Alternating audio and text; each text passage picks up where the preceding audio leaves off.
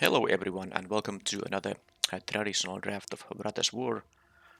I had a little bit of a pause from drafting due to other things and uh, it's almost a week since I drafted, so let's hope I still remember the stuff in this set. The pack is okay, the Kaila's command will be my pick here. It's maybe the second most impactful, second least, also how do I say, this is a cycle of 5 cards, so this is the fourth of them in terms of impact. But even this one is still good. It's just not the kind of game over bump than the uh, green and black ones can be, and the blue one is quite impactful also. Red and white are nice cards, but like over average playables, but not like bumps or anything. It's still a good. I mean, each of these four options are totally reasonable choices. So you will find good modes. Golem and the Fracture are, maybe options in that pack too, but they are just not as good as the rare. And now, very good set of uncommons here. I mean, not the Tome or the Thopter, but I mean these first two ones. I don't really know which one I would want to pick here. So definitely the pick will be either the Bailout or the Cindermore. Now this is 1 mana cheaper, but this has pretty decent ETB effect and of course has more toughness. Would I rather be green-white or red-white? Assuming if I can, keep drafting the colors here. Uh, Now this can also just trade with some of the 3 power creatures that are quite a few of the in this set. Of course, when you attack, you still get to trample a bunch. But I think I still take the Bailout. I haven't played a lot of green-white. Maybe it's something I want to try now. Oh, and then I get punished here by taking the green card because there's the Fallaji Vanguard, which would have been an excellent continuation after picking the red 3-drop here. This is quite impressive pack. There's still the Hero of the Dunes and the Anointer, which is, a build around, but it's not that hard to build around this effect when you pick it early in a draft. So I definitely, if I could go back in time, I would take the red card. Of course, there could be the green-white, the uncommon, and then the Bailout pick was the correct one. It's very tough here to make the choice. I mean, this is. I'm gonna still take the Vanguard. I mean, there's no like mono white or mono green card. I mean, there are stuff like Recommission, and pretty much that's it. Yeah, I'm gonna take the Vanguard, and this is also a splashable card. Wow, there's an Excavation Explosion here being passed to me. Why people pass this card? This is totally first pickable. This is not pack 1, pick 4. So, okay, let's see. Both the retro artifact has been taken. That could be a Wemcoil engine. The regular rare has been taken. That can be a bomb rare. But even after that, there's still one uncommon missing. Someone took an uncommon over the explosion. There are good uncommons that are better than the explosion. So this has been a very strong pack. But of course, I'm gonna take the explosion here. There's no question about it. I was just wondering what has been in this pack. All right, well, this is interesting. There's a Yosen Dissident now. I mean, there's also an Epic Confrontation, which work with the pick I've made here. Now, the Vanguard and the Explosion, they are splashable cards as well. Because I think the Vanguard's impact is good enough that even if you play this later in the game, it will be good. I think now this thing requires a bunch of artifacts to really be good, but it's early in the draft. I can still focus on them. I could also take the Confrontation. I know I could just take the Wellspring and be green-white here. It's a totally reasonable way to approach the draft as well. But I think I'm gonna take now the build around uncommon. It's at least a fun card. I mean, of course, fun and good usually go hand in hand, but I haven't actually played a lot with this thing. I wanna try it maybe. All right, well,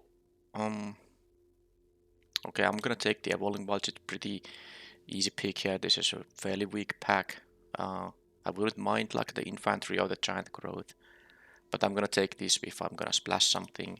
And yeah, I still might not be green here, but I think green is a little bit open here, so maybe I will be green. Okay, I can take the Power Stone Engineer here. Not a lot of artifacts yet for the Dissident, but I guess this makes an artifact in the end. There's a Soul Guide Lantern, you could take that, especially with the Dissident, you want to have these kind of cantripping artifacts. I still take the 2-drop here. Yeah, I don't know really how the draft is gonna shape up, but I'm really happy about taking the Dissident there, because now I'm going to take another one. I'm no longer worried about not picking the bail. I mean, not picking the red card over the bailout, because I have now a good start for a green-white deck that might splash red or not. Yeah, there's a Cavalry and Recommission, which are playable cards. Alright, well, I'm taking this, and now I'm gonna start taking artifacts very high. Starting with...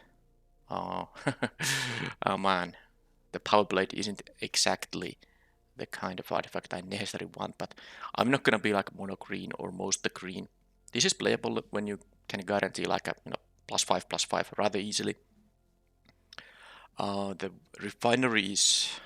don't think that's really the pick here. Paul Better. I don't know. I don't think I'm gonna play any of these. I'll take the artifact now, but it'll start in the sideboard for now. Alright, there's a Blitz Automaton, which is now not so great because the 3 version requires a red here. I could take the Disenchant. It's not necessarily that amazing, but yeah, about the Recommission, I could get back something like a Dissident. This makes an artifact creature, by the way, which is great for the Dissidents.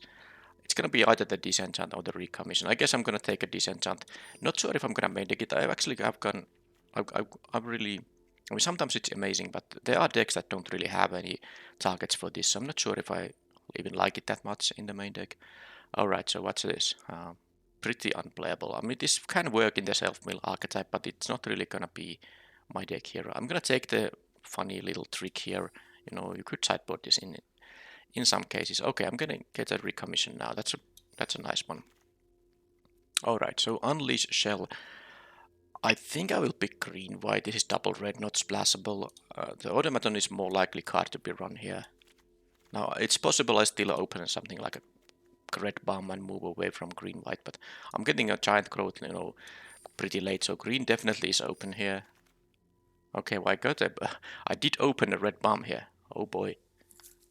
Well, there's a Precursor Golem here. I mean, this pack is insane. There's the crazy mythic rare. It is double red when you prototype it, so it's not exactly splashable, and 9 mana requires a specific kind of a deck, which I don't really have here. But of course the Precursor Golem will be my pick here. It's also an amazing, doesn't care about what colors are you running. There's also a Giant Syndemore, there's an Excavation Explosion, and there's an Argotian Opportunist. This pack is insane. This is an insane pack, actually. Yeah, look at this. There are 3 amazing red cards. There's the Golem, amazing in any color. That's like, 4 cards for a red deck, for instance. 4 very high quality cards. Well, I'm happy I got one of them. Just take the Golem and move on, I guess. It does also, produce quite a few triggers for the Dissident, so that's really nice. Nice one here. Okay, that was a wild pack. Alrighty, now I'm getting here a Queen Kayla Bin Crook, but there's also another Excavation Explosion. There's also a Junkyard Genius for someone. Epic Confrontation. This is crazy. I mean, now this kind of requires you to run a lot of, well, it doesn't require much, but because it's a 3 mana 2/3 if nothing else. But you want to have like a low curve deck with this thing to really shine. And the Excavation Explosion has an additional effect of creating a Power Stone token, which is really good with the Dissonance. So I think I'm actually going to take the Explosion. In a straight up red-white deck, I would take the Queen Kayla usually probably over the Explosion, but now I will take this thing. I will be with the double Dissonant, I'm gonna try to just be green-white and splash for the red cards in here. Okay, there's a red rare, but this time not really a playable one. And yes, I really still want to have a lot of artifact triggers for these Dissidents, but don't see much. You could play Combat Courier. It's definitely something you can play with, double Dissident. But there's also the Vanguard. I do want to have some 2-drop still. I have 3. That's not a bad amount at this stage in the draft. I could take the Stalwart, which I think might come back to me, so I can take it at pick number 11 maybe.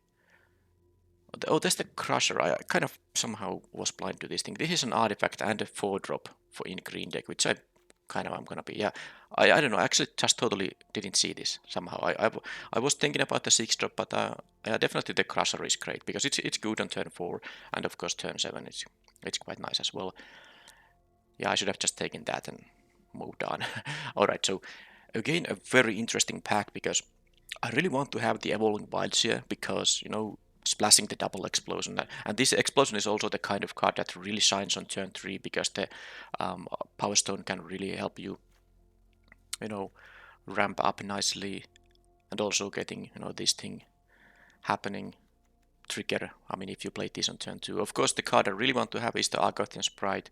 I might play the Dragon Engine in this deck, but again, the cheap version requires red and I'm only splashing for it. The Sprite is really good, but I actually think I just want to make sure that my splash will work. I want to actually splash both the Explosions and also the Vanguard here, so I'm gonna just take the Evolving Wilds here now. And this is great because I get more fixing here. I wouldn't mind having the Clear Cutter. It's definitely a nice continuation for the Dissident here. Gaia's Gift is good, but I'm actually gonna take the Bushwhack here. Now I have a lot of ways to get the mountain. I need only one mountain in the deck, and I should be pretty good to go. And this is also just a very decent card, you know. It's not only because it fixes my mana. This is good in any 2-color deck as well. They're very good 2 options here. So let's take it and move on. Okay. Right, Tactician, not for me. Patrol. I would prefer to have just artifact creatures over none. I mean, yeah, this also wants to have artifacts, but it's decent curve filler, but I'm not sure I really care about the curve filler right now. I might even take the Rust Goliath, mostly because it's a 5 mana card. I won't be getting a 10 mana that easily here, but I want to have maximized the amount of artifacts, and this still requires the red to be a cheap play. So I'm gonna take this 5-drop here, mostly because I have the double Dissident here. Okay, Skyfish has Spider, so a lot of good cards going around here. Well, I think that even though this is a 5-drop artifact and this is a non-artifact, I think the cursor is gonna be better. That I should maybe just take it. Creature count is 8 out of 14 now. I don't really like the power plant worker that much, although I can use the power stones for it. Maybe I'm actually gonna go for it. Spider is the best card in the pack, but I'm not going to splash for black, even though I could, with this amount of fixing, I could think about the double splash, but I try to just make it a 3-color deck. I think the power is there. I don't need to make my mana base any more inconsistent here. Now, Chapline is interesting, but the opportunist is just fine.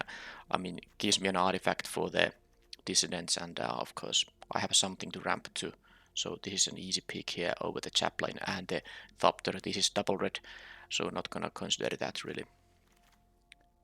Another opportunist. I took one disenchant, okay, so I don't really need to care about this one. This is just a fantastic pickup, and the decision to draft green was clearly correct one. It's been opening in both directions, so I'm getting rewarded with these very high quality picks, and I'm still getting an epic confrontation here. And also, why is this Junkyard Genius going around the table? No one is black-red, because this was definitely the pick for any black-red drafter in this pack. But yeah, nice removal spell here, and I'm very, you know, I have a very decent start for pack 3. Now the excavation is actually interesting because I have some expensive cards I could ramp into, and this does create 3 triggers for the Dissident. I still think I'm never gonna play it because it's just such a do nothing. I'll take the 20 gems, which is of course unplayable, but I take 20 gems. I just don't think I will ever play the 5 mana do nothing. Okay, Dragon Engine, fine pickup. You could have taken the Pyrrhic Blast as well, because it is not a bad one when you have big high power creatures. And I'm splashing red for anyway. I like actually supply drop here too because it is, you know, with the Dissidents very nice. I can take the Patrol. I'm not sure if I'm gonna have room for it, but we'll see. Oh, what a draft! I mean, these packs I'm opening, they're crazy. Yeah. Let's see the collection status 3 and 4. Yeah, I'm gonna take the Plat Angel. Well, I'm not gonna splash a double blue card. If I was blue, I would take, you know, Teferi over the Plat Angel. This is just better card. But this is also, I actually have a lot of Power Stone tokens generating now. Double Explosion, double Opportunist. Engineer can give me one. So the 7 mana artifact is not gonna be a hard thing to cast in this deck. And of course, opponent just has to remove this or they can't win the game. So it's a pretty decent card. And it's a 4/4 flyer. You can finish off the opponent while they're struggling to deal with it. Maybe the sprite will be nice. Engineer will be nice if I get them back. But yeah, of course, easy angel also, you know, gets me closer to mythic rare completion, because this is a retro artifact mythic rare, which currently aren't even protected against fifth copies. I don't know if it's a bug or something, but you currently don't get copy protected retro artifacts when you open the packs. Alright, so this pack, another pretty darn good one. There's a Steel Seeker, which is, I mean, this artifact count here is a little bit misleading, because I have also non-artifacts that create me artifacts. I'm gonna take the Steel Seeker, but I would actually prefer to also have yet another Evolving Wilds, and the Engineers is gonna be good on the splash as well. But this is just gonna be very good synergy for my deck, so I'm gonna take the Steel Seeker now. Another Queen Kayla. So in another world where I actually started with red white, I might have, you know, stick to it. Maybe, I'm not sure if that was open enough, but I would have a deck with 2 Queen Kaylas maybe. Alright, so how about this pack? There's another expensive artifact you could ramp to. Do I need this 2-drop thing? 1, 2, 3, 4 2-drops. Kind of want to have an early drop, but maybe I'll take the Avenger, because I have so many Power Stones currently. Yeah, I'll take it. It's not amazing or anything, but it's, I mean, I wanna pick artifacts and payoffs for my Power Stones, and that was, you know, kind of both, because, you know, Power Stone payoffs usually mean expensive artifacts. Okay, Loran will be great here. Pretty easy pick here. It can pick up some pretty good stuff. I don't think I have any other legendary creatures here, so I don't get to, you know, double deep with this thing. But Loran is good, and I actually don't mind having a 4-drop here, so that's pretty decent. And another Steel Seeker, another Opportunist. Wow, what is this draft? Well, I'm happy I'm green here, but I actually think that the amount of artifacts is such a high one that I'm gonna take the Opportunist. And also, it's not only the artifacts I can ramp to, but it's double Dissident. Yeah, I'm gonna have to take these. Maybe I'm lucky and I get this, you know, on the wheel, but I don't think it's so late in the pack.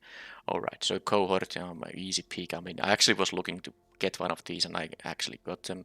Very fantastic double trigger for the Dissidents and the Steel Seekers, for instance. Yeah, easy pick. And it's just a good card. Even without any synergy, it's just a very decent card whenever you are playing white. Alright, so Assembly Worker, I have one currently that it's the 5-drop, so I don't think the Self-Assembler necessarily is gonna make the cut. But then again, am I gonna play like a Military Discipline in this deck? No. I have one Patrol, I'm not even sure if I'm gonna run that. Probably not, because I have other 3 drops here. I'm gonna take the Self-Assembler. I might play it, you know, if I have room for all these things, I might play it. Oh, what? I'll scratch that. I have to make a decision. There's another Opportunist, another Loran here. This is madness. This is absolute madness.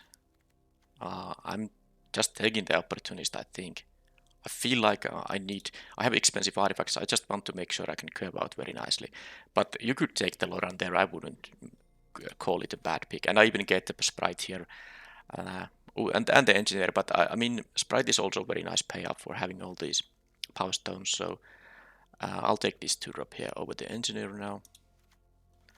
And here I get a shoot down for the sideboard. I'm not gonna main deck this thing, but it's a nice sideboard card for sure.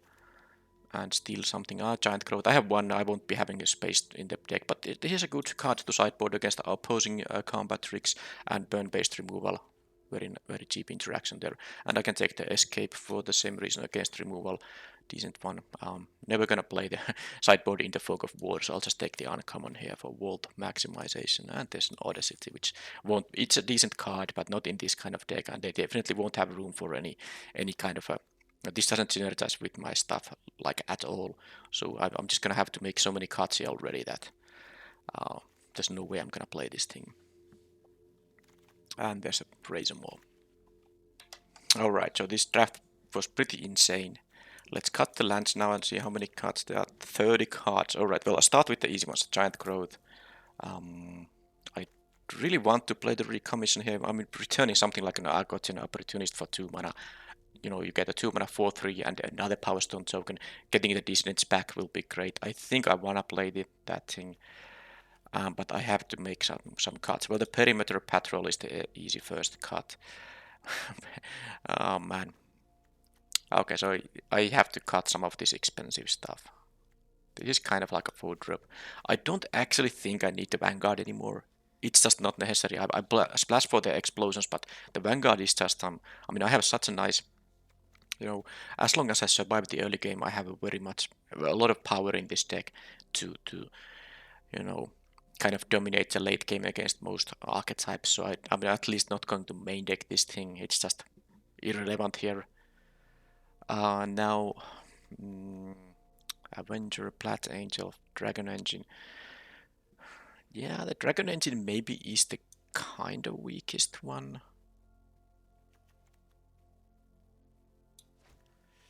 I like that this is just a very good blocker on the ground, even as a 5-drop.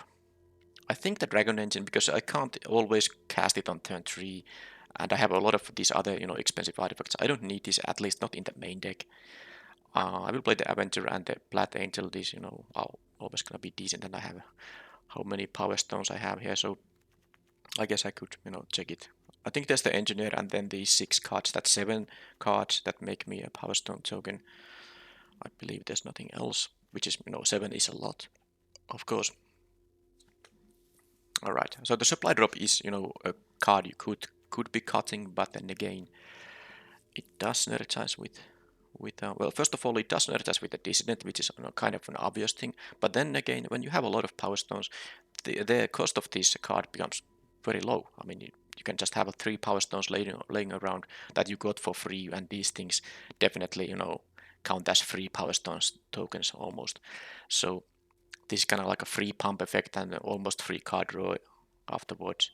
I think I kind of want to play it, but this is a really tough one.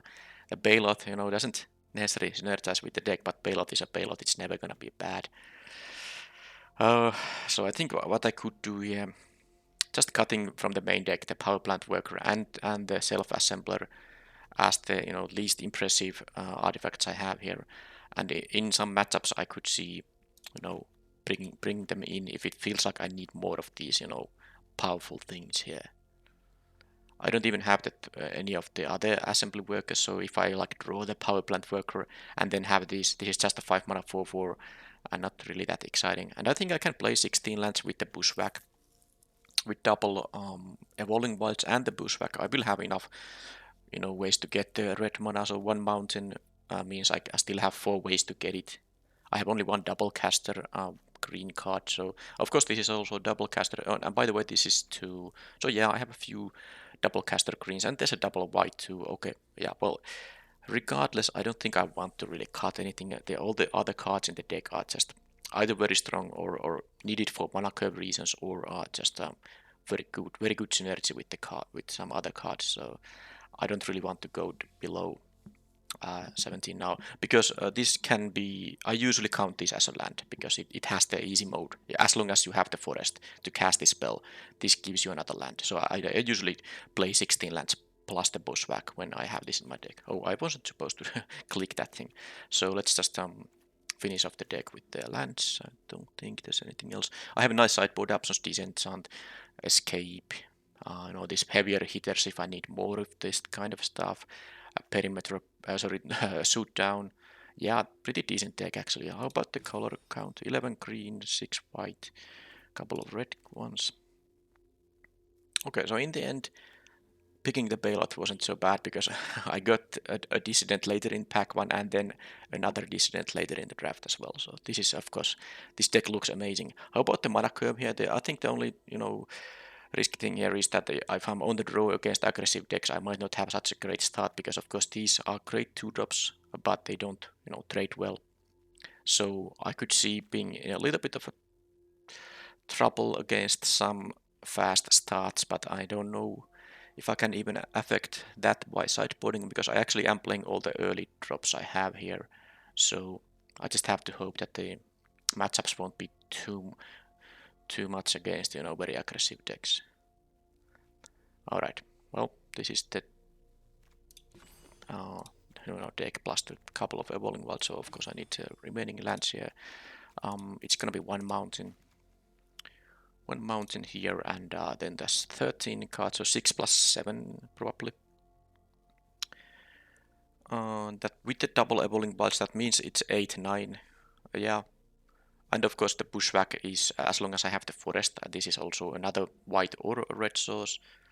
So I'm definitely playing, at least 7 forests, but there could be a reason to even play, 8 of them. And only 5 plains. Because of the bushwhack, I really want to have always the forest available. Then again, starting hand, which has an dissident, I want to have both plains and forest in that to allow me to cast this on turn 2. I don't know. You could play 7-6 or 8-5. I think both are definitely good options. So let's see. That's 9 ways to get a forest for the, and if I have a bushwhack. So problem with the bushwhack is I can't count this as a mana source. I could have a starting a hand with 3 plains and a bushwhack. Then this doesn't count as a color source. But if I have like 3 forests and a bushwhack, this is of course going to give me either white or red, whichever I need more. And I have more green cards in general here. I have a bunch of green double casters because this Payloth and the Crusher at 4 and Goliath at 5 are double casters for green. I think I'm actually gonna go for 8 forests here. And then 5 plains. That does mean that the Dissident isn't necessarily always gonna be a turn 2, but even then, maybe that's not even so true, because the way you can look at it is that you can count the bushwhack as a white source, especially in a deck that has 8 forests plus the evolving wilds. So if I'm going to have a bushwhack in my hand, it's enough for me to have any of these 10 cards for me to be able to cast bushwhack. So let's assume this is a white source. And of course the evolving wilds are 2. So I still have 8 ways to get turn 2 plains. The 5 plains plus the evolving wilds and the bushwhack. So it's actually 8 ways to get the Dissident still on turn 2, so I think it's enough. 8 forests, 5 plains, I like it.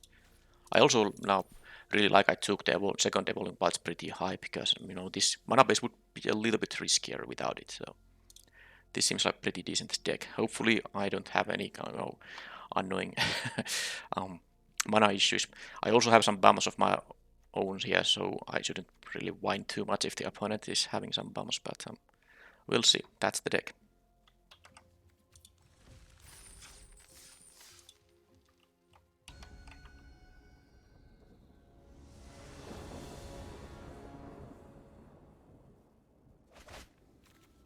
Okay, not the greatest starting hand. I don't have any of my Power Stone producers here either. I mean, here's a 4 and 5 drops if I draw. Don't know really. I mean, I can, if I draw one of the 2 or 3 mana cards by turn 3, I can keep up with the opponent. So I'm gonna keep this and hope I don't, start with 3 land draws here. That's one.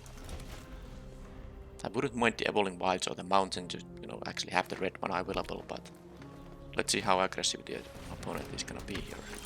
Wow. Well, that was unfortunate. Of course, the likelihood for that draws, because I had 14 lands left in my deck, because I'm playing only 6. So, sorry, actually, what I'm saying, I have started with 5. I have 11 lands left in my deck, of course. So, that was unlikely, but now I finally got the turn 3 play, so I'm actually happy now. There's also a possibility this will be a 10 drop, but we'll let's see what other stuff I'm gonna have. Of course, I have here now 8 mana. I need only 2 other ways to make mana, but of course I might have to play this on turn 5. Or I could play this on next turn, but I'm gonna probably not do that, because this has a chance to be a 10-10. Although against black they can have easily removal. But let's see. Yep. So actually by 3 draws, sorry, 3 lands in 4 draws was quite nasty here, because I might have to play this on turn 6. I don't think it as a 3-5 really accomplishes much here, so I'm gonna just play the cohort this turn, and hopefully I stopped drawing lands because I'm playing 16, so what is this? 1, 2, 3, 4. That's 9 already, so I have only 7 lands and 22 spells left in the deck.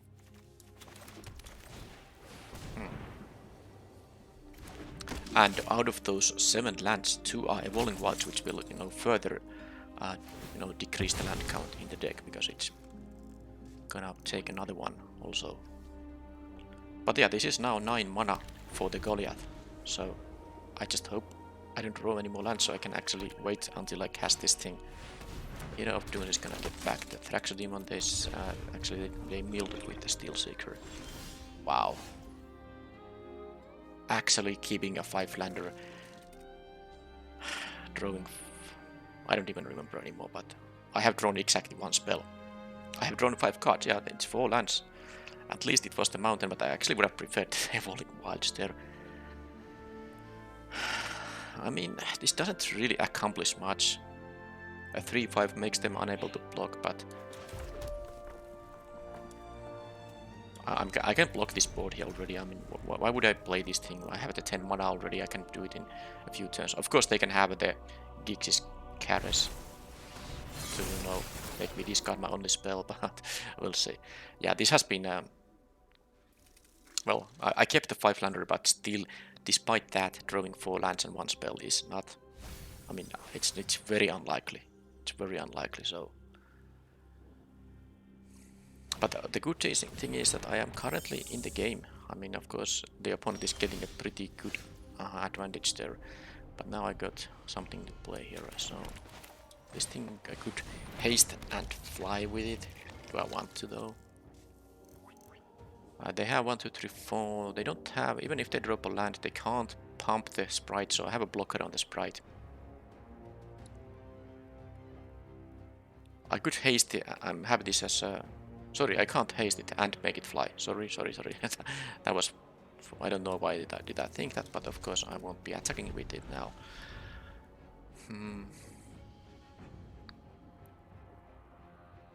So that's now 7. After 3 turns I can drop this as a 10-10. But yeah, of course, if they have like a well-placed removal spell, I will be in trouble. Clay Revenant. It's so sad that I didn't even draw any of my Evolving Wilds yet, because I would thin the deck even more with that, but what can you do?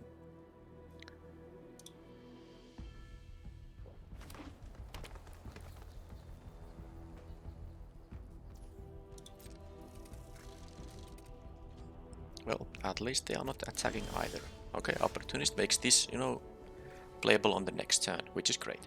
So, do I want to fly? I mean, I will be flying with this, but it's gonna be 4 or 3, depending on if I want to have the Vigilance on it. I think I don't need the Vigilance here, especially with the other Opportunist. I'd rather attack for 4 in the air than 3.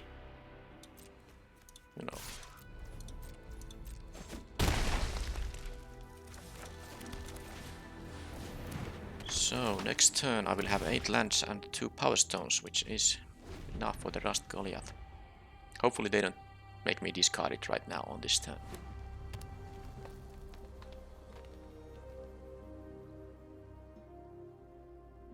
This trample here is of course huge, so they can, block with the Death Toucher, but they're gonna take a lot of damage there. And if they have removal, I think they're gonna deal with the Avenger here now.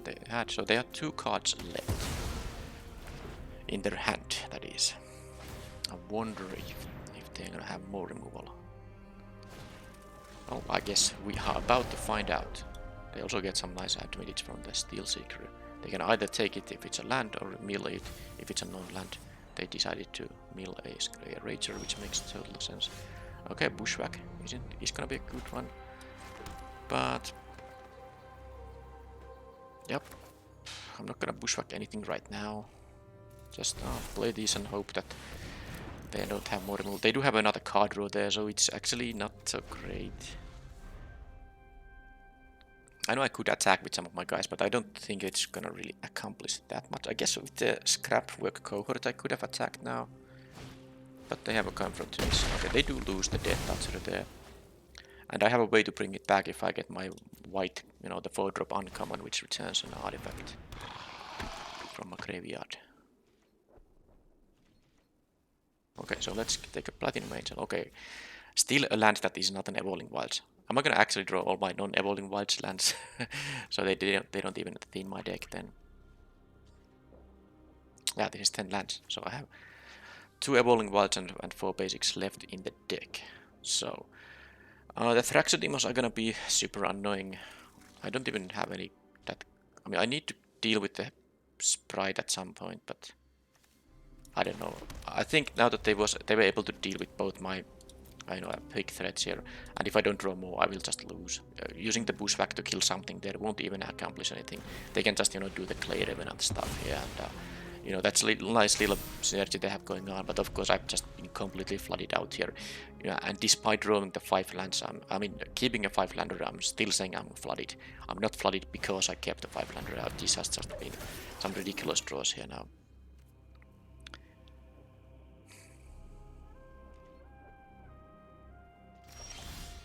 Okay, I got my own Sprite here, which I can start pumping. Now they don't have the Thraxodemon up. I could kill something if I want to. I'm just not sure. I'm of course gonna lose my own thing too, because I don't have a big enough creatures to fight with. Unless if it's gonna be the Sprite. Yeah, I can Sprite, pump it, and then Bushwhack. I guess I'm gonna pump it regardless now, because it's not much. It should leave me 1 forest untapped. So Bushwhack on the dunes, that no stops that pump effect being applied, but I'm not even sure if that's gonna matter too much. Yeah, I mean, I could get rid of the Sprite. I do want to use it now that they don't have the response with this thing. Problem is I can't. Well, I guess I can make this big enough for it to be able to attack into the board, because of course the Warplow isn't gonna be able to block it because it's an artifact creature. But they might also be an actual threat. I don't see really them using mana on this thing right now. I mean, I could maybe save this, but it's kind of tough now.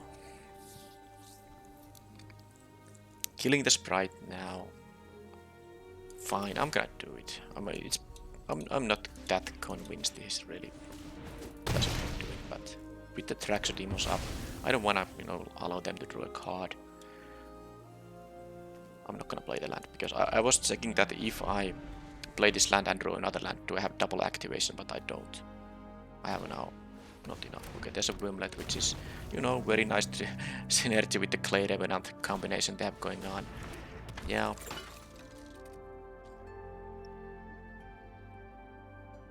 And it will have Death Touch, and it is not an artifact creature, so it will trade with my Sprite here. Sure. It has Death Touch as long as they have 3 or more artifacts, and of course they do. Yeah, this Steel Seeker's getting them an amazing amount of value. Can I make them, you know, deck out here? I mean, if I have a Platinum Angel and if I draw my Platinum Angel and they don't have any more, you know, any more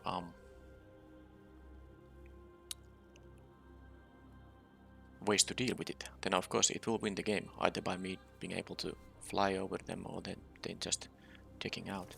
Alright, so yeah, they have the Wormlet. Kinda annoying because I could have started attacking with that thing at some point, but I guess I'll just not worry about it, play this thing, and there's not much to do here. I know yeah, maybe attacking with the cover is something I should just do, but they can just take it. I really don't think there's many more, because they're gonna draw their deck with the Thraxodemon Revenant combination. So maybe I hope that they got their removal spells and Platinum Angel is gonna, you know, get drawn. Of course, it could be the last card in my deck, but so far,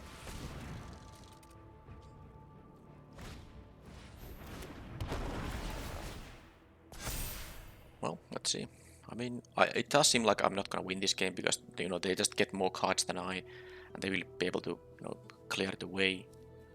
But I can't say it for sure because if they if I draw a Platinum Angel and they don't have an answer for it, that's just it. I'm gonna win the game in that case. They didn't care about Fauna Shaman, so at least they don't have any bomb creature in the deck that they wanna fetch. That's good news. Okay, Bailout, sure. So this can attack, pump someone else. I mean, they have 2 Death Touch blockers here. This thing has 4 toughness, so they're covered. So I'm gonna just send this to its demise if I attack with it. I mean, I guess I can still do it. It's gonna be a 4-6 that will trade with, you know... I don't mind if it trades with the Infiltrator, Warplow, or the Wormlet.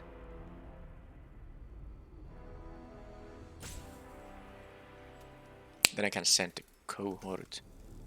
I don't think I'm gonna send the Sprite yet, because if I find one of my removal spells to deal with this Death Toucher, but this is gonna get counters every turn. Yeah, I'm not sure, but let's maybe do some attacks here. I mean, it's not... I'm gonna attack. This can trade with whatever. This can get, you know, +7, +0, and maybe, you know, they have to throw something in its way. I mean, not +4, +0, but totaling to 7, that is. Alright. The Crusher is gonna die anyway. Okay, that is fine.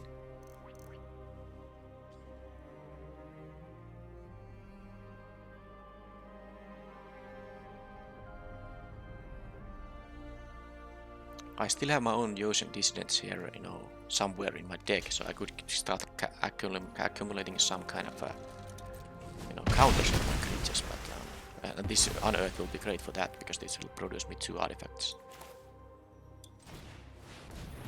Okay, that leaves me 7 mana for the Sprite activation, so let's just see what happens. So I got rid of this thing. They are down to 9 cards in the deck, so who knows? Who knows? Maybe I will will just make them deck out. I mean, if they have nothing, it's so tough. I mean, they can just get something crazy. Also, I can get like a Precursor Golem, which will be quite nice, more board presence. They are still drawing cards, which they kind of they can have like a Gixis command or the green command to just, you know, finish me off. But I'm at 23 here. They don't have good attacks, despite how this game has gone. They have drawn most of their deck, but okay, the Rent Stalker is... I mean, that's something I can just block.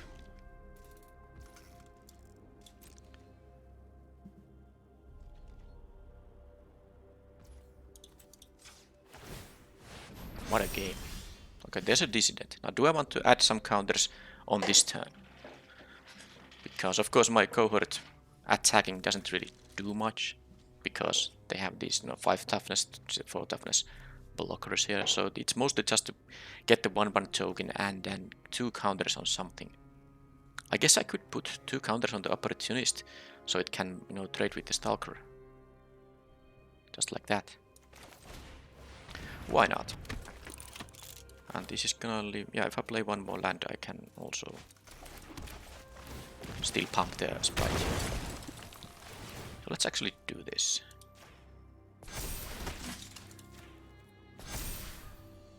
And then, well, hey, this Wormlet doesn't actually have any Death Touch right now, because they have lost their artifacts. So if I attack with it being a 8/8, maybe I should have considered this before I you know, committed to my counters, but no, they can still block with something like an Infiltrator, and yeah, I don't think it's worth it. Let's just keep it as a blocker. It's a good blocker. No reason attacking with that. No reason to attacking with that 3/1. They're just gonna, you know, they have full information. I didn't have any cards in my hand when I played the land, so I don't know. I mean, they have 7 cards in their deck. I'm at 23. They need to find... I mean, if they have one of the bomb commands, that is, you know, that is good. But I have a couple of jumps. It doesn't have Trumble. They could have, of course, the Gaia's Gift, because this is going to be a 15/15.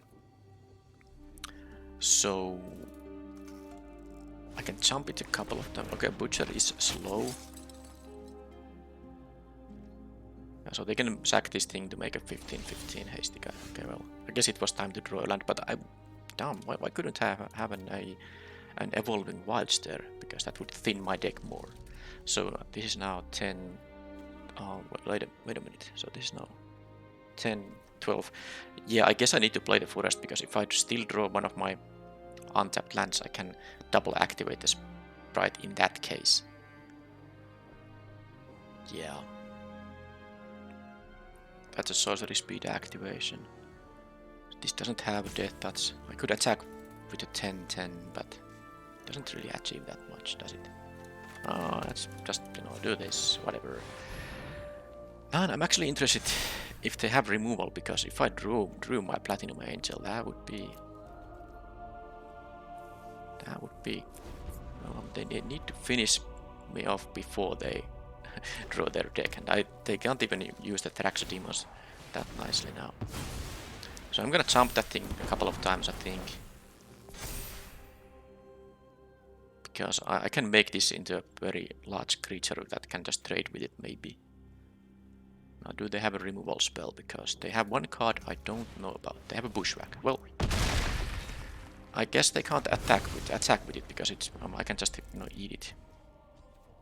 So that's one attack they are not gonna make. And then I can have a couple of jump blocks on it. Okay, there's a Precursor Golem. That is nice. That is gonna help me a bit. It's also gonna be very good with the Dissident. Who are gonna pick up the counters? Who will pick up the counters? Not the golems, because they might be dealt with one removal spell. So this is a 15 toughness creature. I can just jump it a couple of times. This thing has counters. Not even sure if it makes like a huge difference here. Who's gonna get them?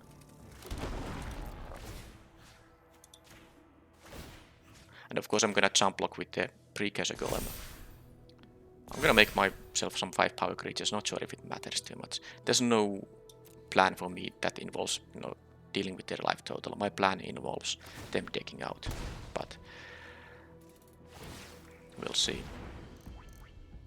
They might still draw some cards if they have something, if they know they have a card in their deck that will finish off the game. The Clay Revenant isn't gonna do it. They don't have Trample, so Gaia's Gift is the problem. If they can, give this guy Trample.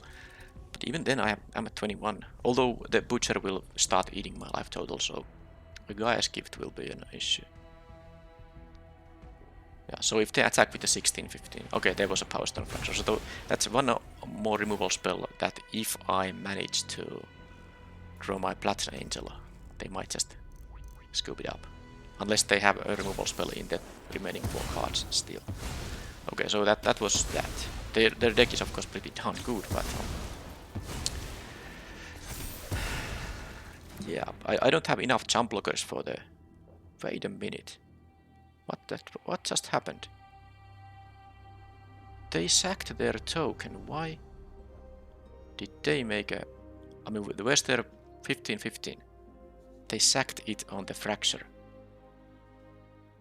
Why? They have an Energy Refractor. They need this mana for something. What the... What? I guess they just figured out that they need this mana for something. That's the only explanation. Or I mean, they could sack any creature. That must have been a mistake. That makes no sense. I mean, what the... They sacked the big token. Alright, well now, let's see if there's any reason for me to confrontate like the Hero of the Dunes here. Because I might do that. It's gonna give them a lot... No, actually the Butcher. Okay, let's do the Butcher thing here. Fine. It's fine. Butcher goes away. Unless they... No, they have no cards in their hand. That I... Yeah, they have only a swamp, which I know about. Okay, so... I mean, they must have made a misclick with the Power Stone Fracture. It's actually insane. They got rid of their... Let's see the time. I have 19 minutes, they have 19 minutes. So that is also, of course, a best of 3 match. This is the first game in that match. There's a Sprite, which is not a problem. I have blockers for that thing. Because this is now, 3 cards in their deck. They can't use the Thraxodemons, really. as long as I keep drawing. Of course, the Teething Wormlet is gonna be an issue as well. I have a couple of jump blocks. Hopefully they don't have a Gaia's Gift. They need to start attacking. They kind of don't realize it. Okay, well, there's an Evolving Wilds. Well, let's see if there's a basic land in the deck. I think there is. Yeah, a couple of them. So I have the Excavation Explosions. Yeah, I mean, all the spells are pretty good here, but let's hope that I don't draw. So I had about 2 forests left in the deck and 1 Evolving Wilds. I believe there's no Evolving Wilds in here. Yep. So I need to draw just spells. So that is 3 lands and 12 spells. No, that's a that's an 80% chance to draw relevant things. Yeah, they have 2 cards left in their deck. Their board is probably almost gonna be good enough to win, maybe, because they can just attack with everything. I don't have a good counter attack, but they still aren't attacking. I think that's a big mistake they're doing. Okay, recommissioning can get the cheap thing back, which has the sprite as the only target. Well, I mean, it's better than nothing. I definitely can make it also quite big.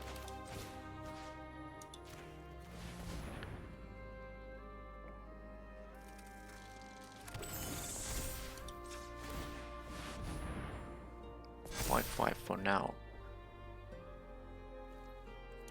So that's now going to be 1 dark card left in their deck. But they have so many big things. I mean, I might still lose this. I might need them Platinum Angel. Yeah, now they're gonna do the attacks. They have to start doing it because they have 3 attacks in the game. This one, no, they have 2 attacks. The attack on the next turn has to finish me off. That's just how it goes.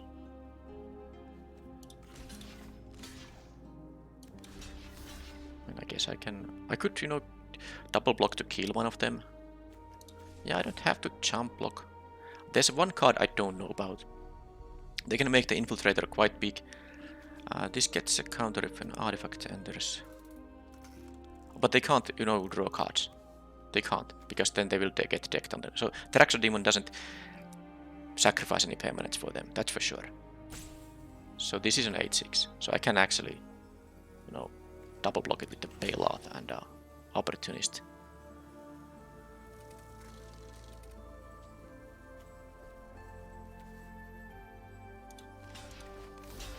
Jump block here, I guess.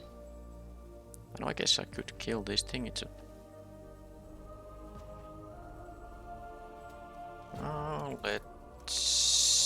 let's do it like this. This could be done here. So if they have a Gaia's Gift in their hand, then it's gonna be a problem.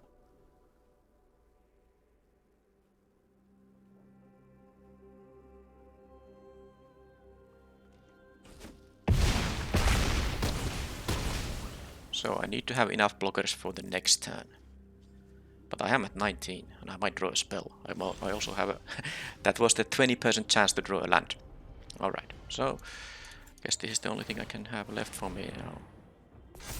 I have 1 other activation. Sure. Yep. Well, I mean, moment of truth.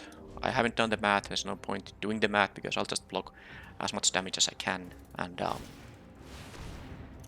might still lose. I think I might have needed a spell here.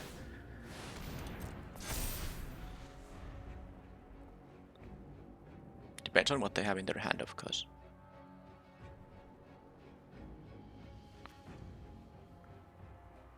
Because any spell I have is gonna be either removal or you know, a blocker. So if it's gonna be about 1 blocker, okay, they have a confrontation there. You know, I can do this, but it doesn't even matter actually. So I can block 3 of their biggest things. I think it's gonna be enough for me. I mean, unless they have like even more removal. So 3 of their biggest things are here, here, and I guess if they have a, I mean, this is it. Gaia's Gift will win them the game. Otherwise, I'm not taking enough to lose. But if it is a Gaia's Gift, because that gives trouble. Well, they don't have 6 from. Okay, they take a suicide here now. Wow, what a game! After all that flooding out, and me not drawing the Plat Angel, but given the amount of removal they have, I can't really count on Plat Angel, so I basically saw the entire deck here. That was 2 epic confrontations. There's a bushwhack, Powerstone fracture, 2 of them, but not there's no, you know, the exiling spell. What's the black instant that exiles? They don't have that. So that was a weird game. They were able to deal with my threats, but I still had good enough defenses there that they couldn't really attack into it. I think they could have had the victory if they started attacking into my board earlier, and they were at a pretty safe life totals to do that. But hey, I take the win. Let's not flood out like that in the next game. So with that removal they have, I'm definitely playing a Lorance Escape. A Descent Chant can deal with you know, not with a lot of their things. There is a Warblow, there's an Amalgam, and another Warblow. That's pretty much it. I don't care about any other of their artifacts or enchantments. I'm definitely not taking the, you know, the shoot down. That won't be in the deck. I might play the Disenchant, but then again, every card I bring in means I need to cut something, and my deck is really decent in terms of, you know, card quality here. I don't think the Rust Goliath is needed because I don't need the reach, and they have so much removal that the 10-10 I cannot count on it. Yeah, I'm gonna cut the Rust Goliath for the, you know, the Lorance Escape, I guess. Then should I, you know, maybe not play something like a Powerstone Engineer, which is good, but I feel like I might. I mean, something like a Power Plant Worker could also be. I think maybe the recommission isn't needed. I'm not sure. I have a 20 seconds time, so this is really. Okay, I'm not gonna do anything now. If I lose the next game, I will see. But I could see maybe adding something like because what I saw there, they have a pretty low curve. How do I win the games? Okay, they almost used up the sideboarding time as well. Yeah, it's actually hard. I saw the entire deck, so I know what I'm up against. Can I push through the ground? Maybe. I don't think the Rust Goliath. It's a 5 mana 3/5. It's not gonna be a 10-10 always. So I think the sideboarding it out was, you know, made some sense. I'll keep it. I have many ways to get the red mana. Well, 4 ways to be exact. Okay, that's the kind of start I want to have with this deck. So I have the Dissident into the Opportunist, giving the counter to the Opportunist. Of course, you don't give the counters to this card itself, because as long as this is on the battlefield, it's gonna be a huge threat. So you'd rather put the counters on someone else stuff. Okay, well, there's both my red cards. Let's see. I have two Evolving Wilds, 1 Mountain, and a Bushwhack that can get me the red mana. It's gonna happen at some point, hopefully. I mean, it's possible all of those are in the bottom 15 cards in the deck. Alright, so they got... If they have a Thraxo Demon now, they can... Oh, don't kill it. Nah, that's annoying. So they had a good answer for it. I didn't get even 1 counter out of it. Which makes me a bit sad, but what can I do? I saw enough sacrifice energies from them that I'm gonna block the Infiltrator here. That I would want to, you know, get rid of if I just get my red mana. They are not willing to attack into that thing. Okay, that's annoying. I'm actually going to attack here because I have nothing else than the supply drop. I really hope they block. But if they don't, I think I'm just going to... As annoying as it sounds, but I need to draw the card from this thing. Again, this is like a... Like in the previous game, this is just not a winning... I mean, this is not a winning curve out here. I take 4 here, which I can't take here. Because if I draw another land, which I did, because why not? I have to do this. That's the reason I played the supply drop there. Wow. This is ridiculous. I mean, I won the game 1 here, but this is still ridiculous. This is not how the deck should, you know, have its average game here. I mean, I just drawing only lands, and this time not even having the red mana. So for my 2 red spells, so this is like such a ridiculous thing. Okay, that's gonna scry at least 1, but I'm taking 5 here, so I basically Just, I mean, this was a non-game because of these planes. And I'm not gonna jump for... I guess I could have blocked and scried, but don't really think that's winning either. Okay, yeah, sure. Yep. Not much to say about it. The hand was definitely a keep. That's not enough. They have enough board presence. So, yeah, I don't know what to say. What can I do? I mean, I can't just have that kind of draws all the time. One thing about the giant growth is that they have a bushwhack and 2 epic confrontations. I actually want to have a giant growth, but I don't want to cut all the stuff. So I think I'm going to have a low impact creature cut, the Power Stone Engineer, and I want to have the one giant growth also against the pump spells they have. I'm sorry, the fight spells they have. And then I still want to have like this heavy hitter group of cards. The supply drop could be something else. Yeah, I think it's just gonna be like this now. And I know I drew cut a 2-drop, and they have 2-drops of their own. I might want to trade with, but they also have 2 of those 1/2s that come back, and 2 ones are really bad against that. So let's have like one game where I have a normal set of draws. This could be bad, but I'm at least on the play, so I assume I will be able to keep mana up for the Loran's Escape, because once they play it, I guess if they play the 1-drop now, yeah, which they have now, because they are having a, okay, so if they have a now a fight spell right away, then the Loran's Escape isn't gonna do much for me. And I couldn't even wait for turn 3 because I don't have double white here. So, okay, no fight spell. Okay, there's an infiltrator, so I can now...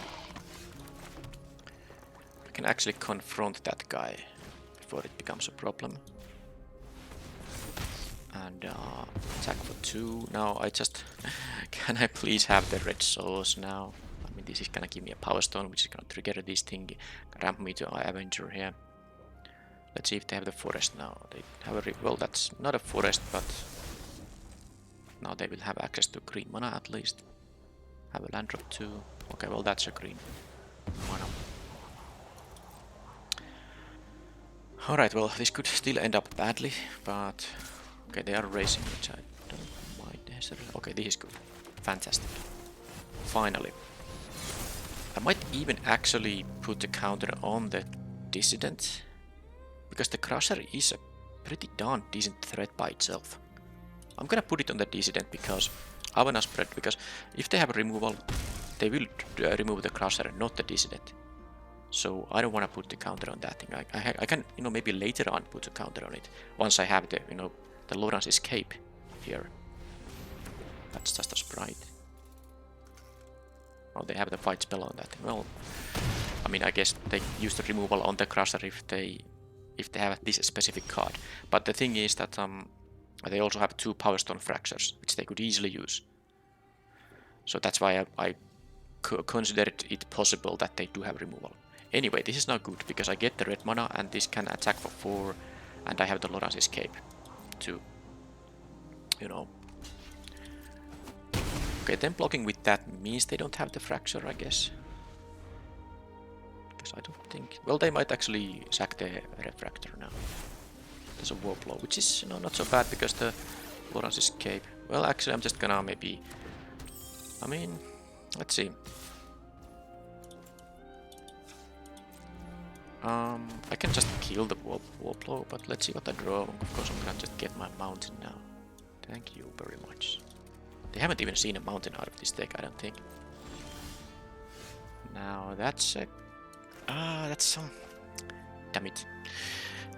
I really want to have the Steel Seeker here, but unless it's specifically a planes that I'm gonna draw, because this is gonna give me, of course, an artifact. So this will trigger, but that means I'm tapping out, while I have a Loran's Escape here.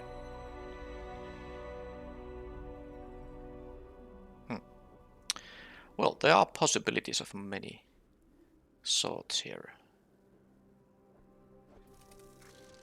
I can scry to see what I draw, but no, then I already have to commit to this thing.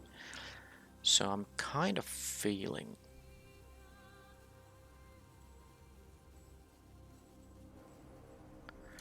I'm feeling like this. I'm not gonna use the Steel Seeker here. I think I can raise in this situation, given that I have the Avenger, which can be a flying attacker here. They don't really... Yeah, it would be nice to have the Steel Seeker on the battlefield, but if they have a Power Stone Fracture here, I need to be able to respond to that thing. But this is now 4 damage against 4 damage, so this could be a nasty one. But I got the 6th mana for the Avenger here now. Butcher is not really a problem. Okay, now I have perfect information about their hand. This is a pretty nice one with this, but now they can... Okay, so they are top decking now, so they could, you know, top deck one of the 2 Power Stone Fractures, but also it's possible that's not what's gonna happen.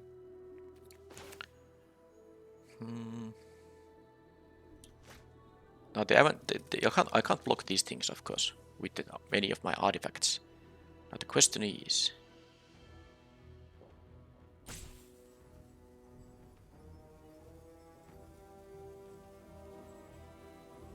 If they drop a land, I can... because I can actually kill one of these with the Steel Seeker. I'm actually going to try that. But if they have an untapped land, then it's a problem. Okay, did I just lose my sound, or it's possible actually, you know, it's possible I just you know, change my volume accidentally here. Yeah, sorry, no sound. It's still here. Alright, so yeah. Oh, they have a land. That is not nice at all. They might still commit to it. I mean, if I block here, I can just use the Loran's Escape if they...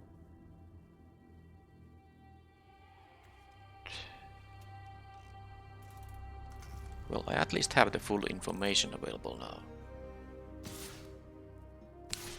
Now they leave the Butcher there to do a block here now, so...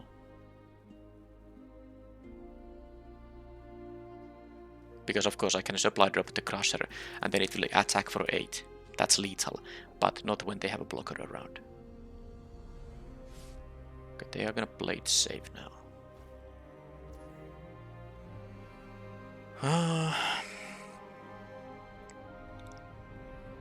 So I guess I don't...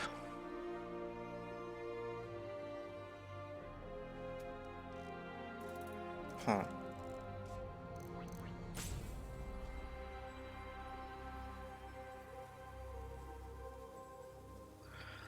Yeah, if I block now and I supply drop, they can make it into a 4/4.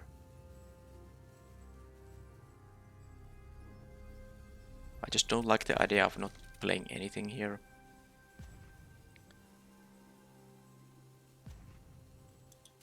But... So I can just take the 2 or 4. I kind of want them to use the pump ability if...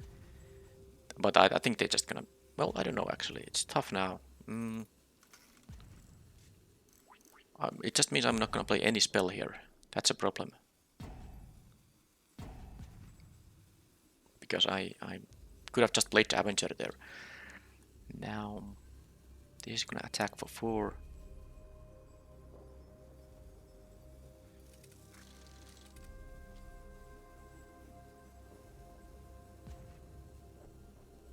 I can play the supply drop and the Loran's Escape, and this is supply drop is gonna trigger the Steel Seeker.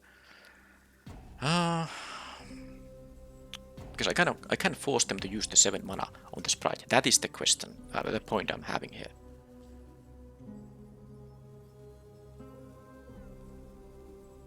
But I'm still not gonna do that. I mean, I wanna play the Avenger, but...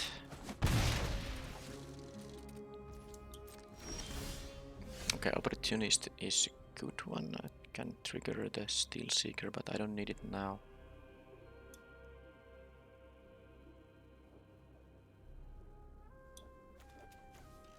A tough one.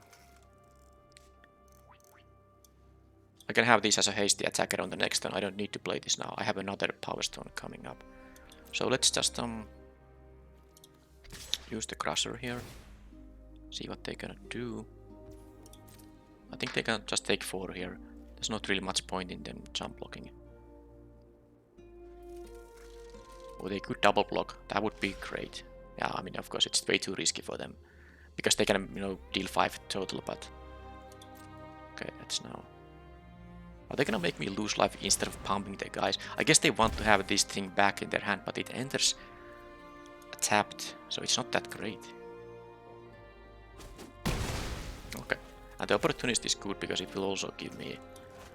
It will also give me a blocker on the sprites because it's a non-artifact creature. So I should leave up maybe mana like this. It doesn't matter really. I can, the only spell that I can cast are the ones that I can. I need the planes and the 3 mana. So another opportunist for the next turn. Not a bad thing actually. I don't mind having it.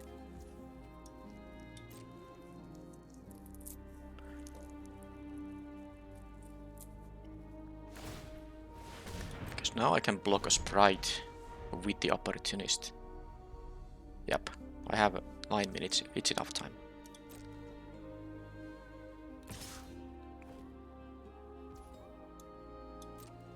I guess I can actually force a double block there.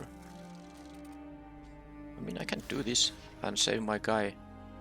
No, I can't save them both. Let's see. I can save one of them.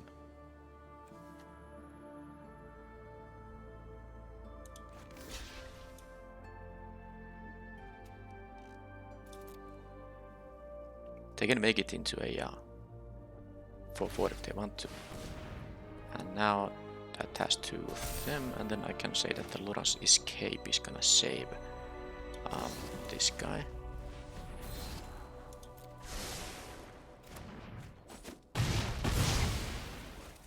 And now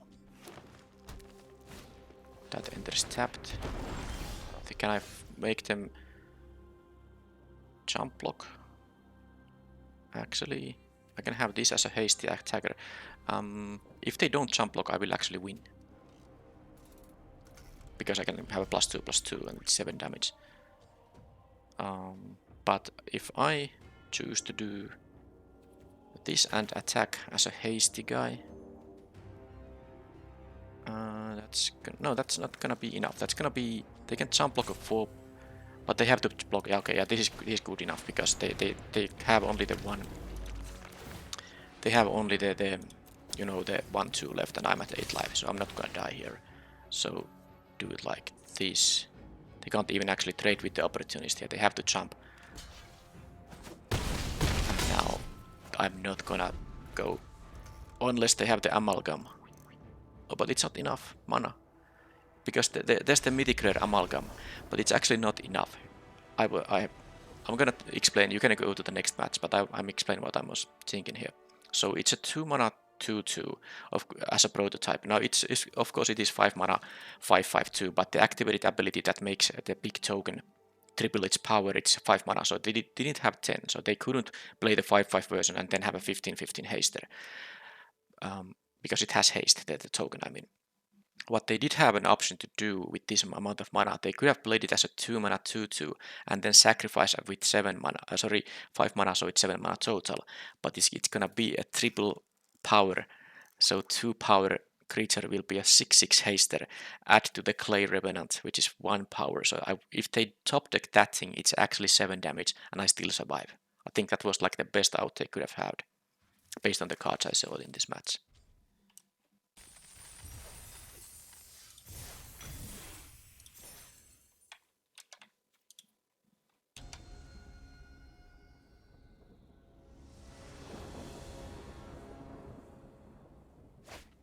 Okay, that's a fine hand. No 2-drop, but I don't actually have that many 2-drops in the deck, maybe like 4 or 5. So having a turn 3 opportunist to open with is probably what I'm gonna be happy with, but of course I was a little bit lucky and drew one of my 2-drops. Well, the opponent doesn't have. They might have a disfigure or the 1/2 flash creature though.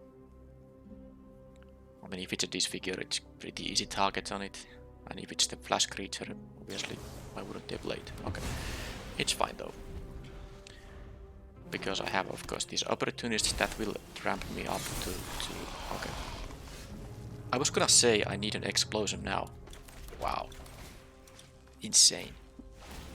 I guess it's time to get a little bit lucky here. But yeah, these things will ramp up to these things, so it's pretty nice. Okay, we can block the Vanguard.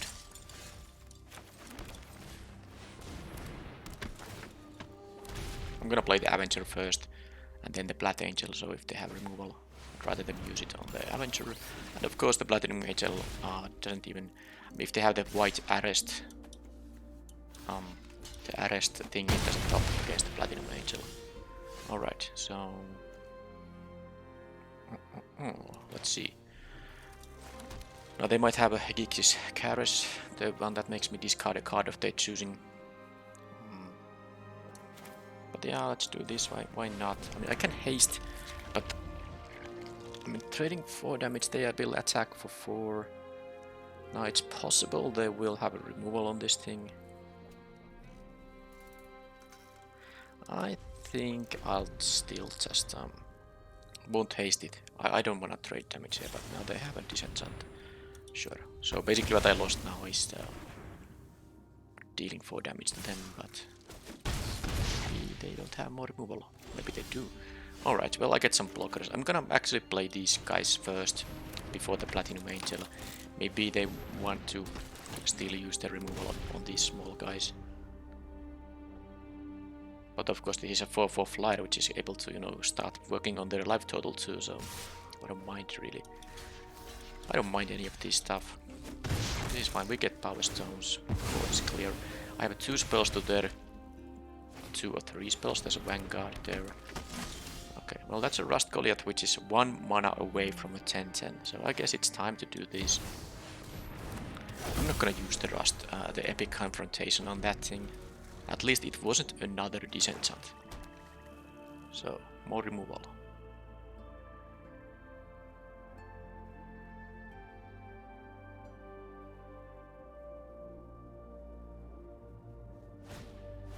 They have a Gixis Command. Well, that's a crazy bomb. I mean, I wouldn't mind them removing this thing, but them getting back the Flesh Gorger is super annoying because I can't really, you know, it's a ward. Ward is too much there. Yeah, I mean, they had a Gixis Command. I probably lose because of that. It's what happens. I mean, I can go to 2 here because I can kill it. Oh, they are actually choosing not to play it yet. Are they gonna play it as a... oh, they have more removal. Did they top deck a removal spell? Because they didn't have that. The Gixis Command was the last card in their hand, I think. So yeah, that was a pretty good draw from the opponent. Not much I can do about it. Play the Crusher, but I'm in the 7/5 prototype guy. Will be a big of a problem. I can't... oh man, that draw was insane. So, are they gonna play this and attack for... yeah, I guess I hope them to attack. There's no point me killing any of that there, but... wow, that Power Stone Fracture, that was just unnecessary. So I need now to have a non-land. Yeah, this is, you know, ward is too much. I am at 5.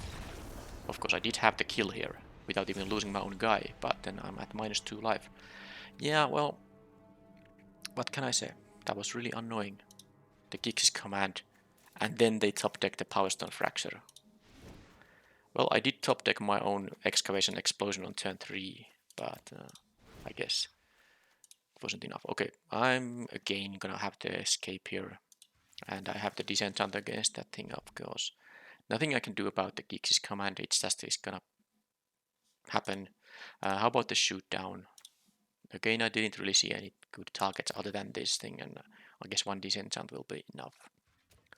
Now, yes, I can exile it with the shoot down, but it's also 4 mana sorcery versus 2 mana instant, which is a big deal. So yep, those 2 go in, and I don't think I need like need what? Again, the Rust Goliath seems like a little bit, you know, maybe the weakest card in there, and then any other way to make changes here. I think I'll just again put the Power Stone Engineer away. This is fine. So they had Phyrexian, Flesh Gorger, and the Gixis Command. So, and I dealt with one flesh quarter and then they had a second one. It's normal to lose in those circumstances. Okay, I can get my green mana here. That means I will have only 3 ways in my deck to get the red mana, but I'm not gonna wait until... I mean, I could have waited one turn to see if I draw a forest, but then again... Well, actually with this double green, I definitely wanted to maybe... Although this could be a 7-drop here easily. Yeah, with this double opportunist, it can be a 7-drop. Okay, disfigure. If that was what they had, they didn't want to use it. Alright, well, they are having a let's go to again. Well, I drew my thing that doesn't actually matter right now. So, that erasing that thing is impossible. I can actually do that thing with this, so... +1/+1... double strike. Maybe gain 2 and scry 2 would also be something. Or just take a land. I can take a plains here. The least useful one, but...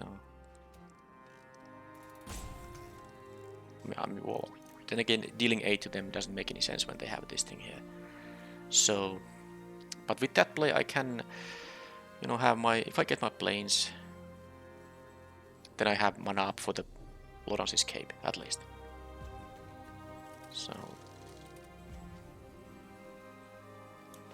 Fine. Let's get a land drop.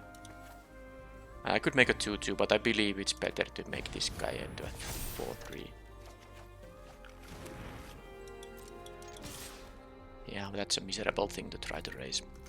But I guess I can get lucky and find my excavation explosion.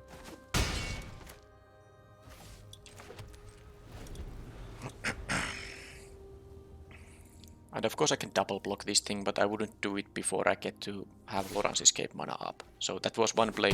I just played an opportunist and double block this thing, but then without open mana, I won't do that. Now I could though. They have no plays. I mean, I can attack them to 11. They go back to 14, and I go to 14. It doesn't actually make sense. I'm going to try to double block now. Although they might have a disfigure right now, and then... Well, we'll see. Hopefully they don't have 2 disfigures, because that... Although 1 disfigure isn't gonna help. What's this? What's their game plan here? I wanna see now. Because if they just kill one of my guys, they're still gonna trade here. Ash Notch Intervention. Okay. So it's gonna kill both of my guys, but I'm gonna save this guy. Okay, that is a good one.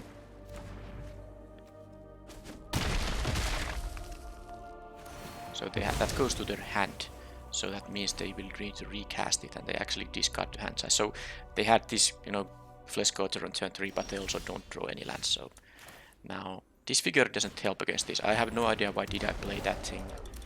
Okay, it wasn't a Disfigure they were holding this 1 mana trick, because they didn't have any priority stops there. Now they need a removal spell ASAP. Gix's command isn't actually gonna work now that well, because the mass removal affects only 2 power creatures. Okay.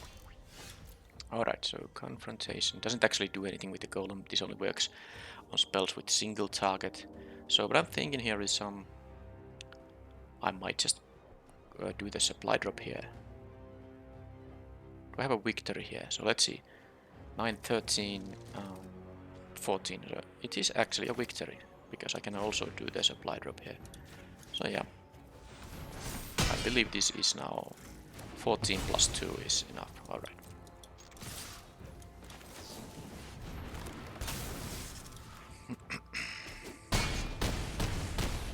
It's a good idea to also always check if you actually can have 100% lethal against a tapped out opponent, instead of autopiloting something else. Alright, so they have the intervention here. Again, I didn't see more targets for my disenchant effect, so I don't think I'm gonna put shoot down in the deck. It would be another answer on the Flesh Scorcher, but I have here ways to deal with it. You know, there's a Confrontation, Bushwhack. couple of explosions if they, you know, play it as a 3/3, and of course the disenchant here still. I think I like the deck as is. Giant Growth kinda counters the Ashnod's intervention actually. That is something I could consider, but cutting any more cards is just so hard here now. I already got rid of one of my 2-drops. I don't want to get rid of another 2-drop. I mean, the most redundant card in the deck is something like one of the Argotian Opportunists, or maybe the Supply Drop, but there's no little sense putting a Giant Growth in and replacing a Supply Drop. I like the synergy with my cards that the artifact trick has. So, yeah, I just don't find any cards here. So Giant Growth, I will forget about it. And now let's see if I need to dodge the Gix's command. I suppose that is the crazy bomb they have. That is okay. I mean, I need to draw a specific kind of cards to make this a good curve out, but they are also mulligan to 6, so maybe they don't have an explosive one. Now this might be the case where I'm actually gonna see if I'm gonna draw a plains here, or another way to fix the red. If I don't play this now, I get punished if I get a 2-drop. No, I don't even get punished because I can always play the Opportunist on turn 3. Even if I draw a 2-drop now. That's actually pretty nice with the Opportunist here. So this is double white, but then again I have more ways to get. Yeah, I'm gonna get the mountain now because I mean I have more ways to get the second white than the only red here, so it's fine. And I can trade this thing off easily because of the recommission, but then again I don't necessarily want to trade with the engineer. Let's see if they have a flesh gorger. Now if they do, I can explode, make it go away. Okay, so do they pick up something with that thing? They don't get the opportunity to do so because it was only a swamp and refractor. Well, I can't trade with the flyer. Let's see what I draw here. So I don't actually have anything expensive to ramp to yet. Let's see if they attack with both or just with Chaplain. If they attack with both, well, okay, they have a disfigure. Well, I mean, it's fine to trade with the disfigure and then get it back as a 4/3, and I can also, well, there's some way to use the mana. I might have to explosion this guy, but I of course have only 4 mana this turn, so I'm going to just play my 2 mana spells here. This is a good turn for sure. So now they no longer have an attack with the engineer. They might have an artifact, in which case I might just trade with the Vanguard. I don't really want to trade with the Sprite right now because I'm close to pumping this guy. Okay, the escape will be good. Now this is 7 mana to pump the Sprite. Do I want to get rid of the Chaplain now?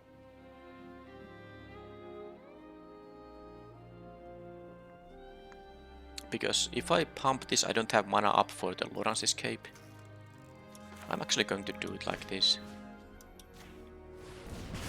Done taking damage there, and there's no way I'm attacking into. You know, the life totals mean that I'm on the defense now.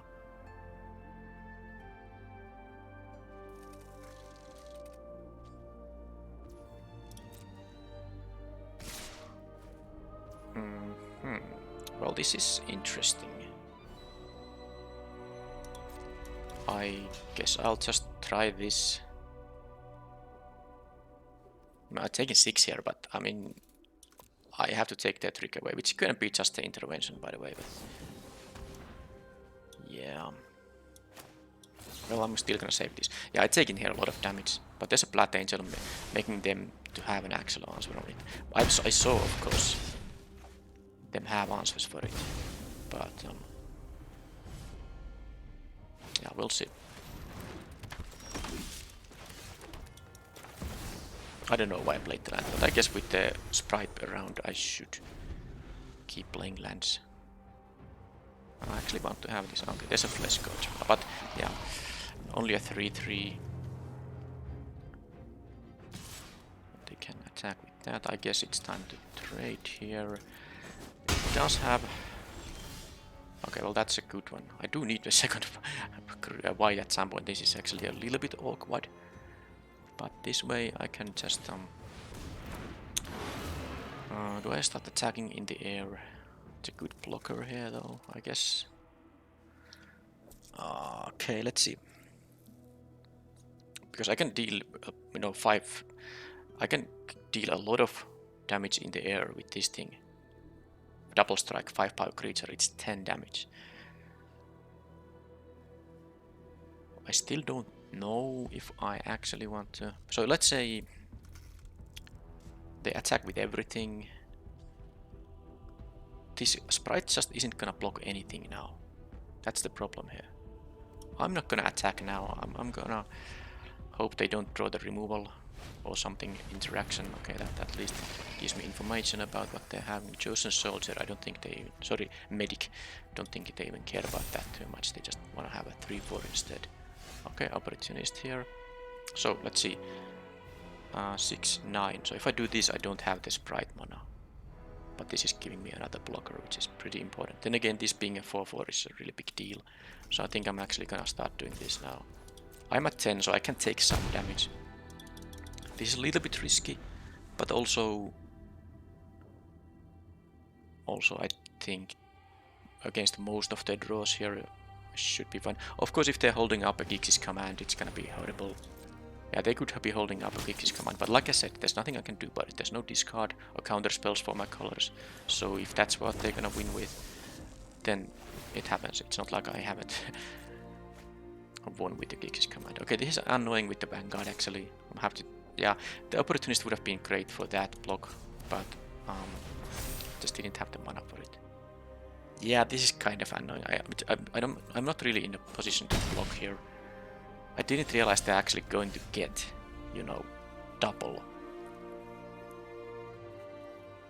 artifacts with the 4 mana and the 1 card in their hand. That was a really good one for the world, giving them the double pump here.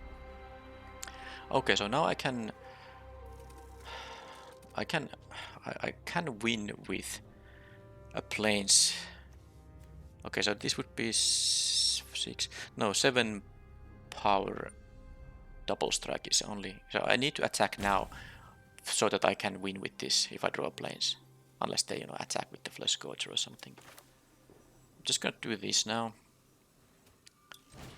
Sprite being 4/4 will be enough for now. So if I attack with the angel and they attack with everything, I have to take the. I have 3 blocks in here. 1, 2, 3. If they have a Gixis command and a land, I will just lose. I'm not even going to. Although I don't actually lose as long as the Platinum Angel is. Yeah, I mean, I guess they need the Platinum Angel to die, so. I mean, of course, it is not just a 4/4 flight, it's something they need to deal with eventually. So let's see now. Even if I go to 0, it doesn't matter. Okay, so now I will be winning with. Well, unless if they attack with the Flesh Scorcher, which I don't really see happening because I can double block with 4/4s. If I draw plains, I will win the game because they don't have the. Oh, they took also 1 life loss there, so. That is not a plains.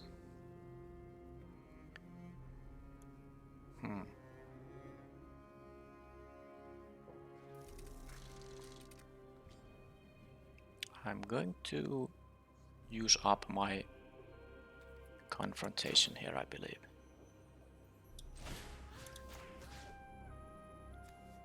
This is fine. And make him go to 6. No, I will win next turn regardless with the supply drop, unless I have to use it for some reason. Unless they attack with the Flesh Scorcher now, giving them, you know, 3 life, but I guess if they attack with all, I have also a bunch of ground guys to attack with. Okay, so no Gixis command for them. And it's necessarily not even going to win them the game, but I mean, it would be very good regardless. Let's see what they do now. So they have 2 mana up. They have 2 mana up. I never drew the planes. So I can win if they... I mean, if they have a disenchant. But wouldn't they have just used the disenchant there? This can't be blocked by... Well, they can still block with the engineer easily. Alright, so... Yeah, I kind of want to go for the win here. But they also seem to have a card of some kind there.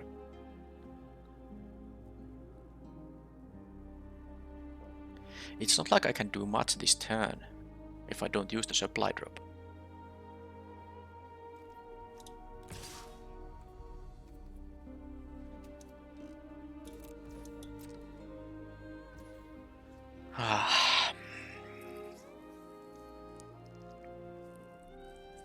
Yeah, I'm gonna go for it. Maybe they have like an Ashnod's intervention number 2 or something.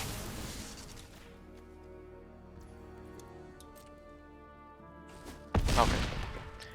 I didn't win with the Platinum Angel effect, but I did win with the 4/4 flyer, even though they had the Flesh Scorcher. Now the thing about Gig's command here is that yeah, I wouldn't have lost, because that's not actually going to deal with this. Even if they choose the... I have to sacrifice my highest power creature. I had other creatures I could have sacrificed that, you know, at least have the same power as this. But the problem is that it also has the mode that gives a creature what lifelink and a couple of counters, so they would have gone to a very high life total if they had a Gixis command. And then my clock would have been very slow, and they would have had more time to find answers for the Platinum Angel. But it's possible they have it in their hand, they just never got the 4th land. And by that I mean, of course, the 5th land.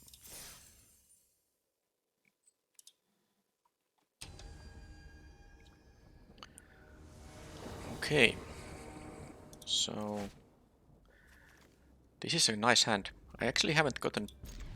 well, I guess I have gotten the green-white 2-drop a couple of times, but it got dealt with immediately. But this is a really nice hand because, you know, these opportunities will allow me to trigger with the Steel Seeker, unless it always... oh, it also gets killed, which it won't get with that amount of...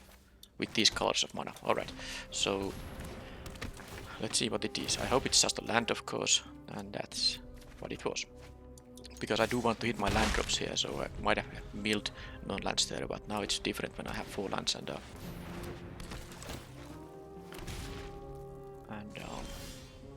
confrontation. So I have 5 mana this turn. Crusher will be a 7-drop for sure. Cohort gives me... I guess it's just gonna be an opportunist again. Yeah, it is. This can trade. I'm pretty sure they're gonna block here.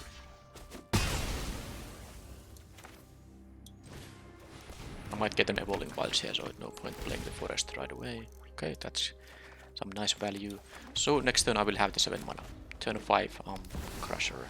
Oh, that's a nasty one, but I can confront that. So during your turn, during their turn, I can't cast spells, activate abilities, blah blah blah. And then when this thing attacks, they get a bunch of guys. But I can just get rid of it easily because it's just a 3/4. So yeah, that was a very important epic confrontation, because that thing can get pretty crazy pretty fast. Alright, so let's do the double triggers again. I could get Evolving Wild, so let's not play the forest yet. That is an opportunist here, which is, you know, kinda unnecessary. I try to get to red mana, so I'm gonna mill that thing. That... oh, I mean, wow. They don't even care. What? I mean, it wasn't such an amazing start. They play like a 4/4 and I have not even an attack here. They go to what, 14 here? They could, you know, crack this thing to have a 4/4, or actually a 5/5 or a 6/6 depending if they have land drop. So I wasn't gonna keep this because I don't have the second planes. I'd rather just draw into something else. But hey, they conceded, so... what did I see? The Mask of the Jade Crafter, Mirrel. Well, I don't think I have any sideboard cards that deal with that thing. So not much point trying to sideboard against that.